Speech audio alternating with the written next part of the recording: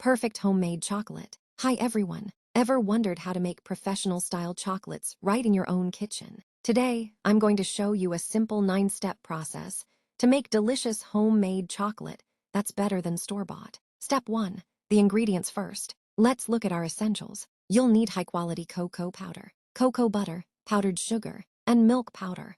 Using fresh ingredients is the secret to great taste. Step 2. Sifting. Start by sifting your dry ingredients. This ensures there are no lumps, giving your chocolate that silky smooth texture we all love. Step 3 and 4. Melting and combining. Next, gently melt the cocoa butter in a pan. Once it's liquid gold, slowly fold in your sifted dry ingredients and give it a good stir. Step 5. The double boiler now for the most important part. Use a double boiler to mix everything thoroughly. This indirect heat keeps the chocolate smooth and prevents it from burning. Step 6 and 7. Filling the molds. Once the mixture is glossy and smooth, pour it into flexible silicone molds.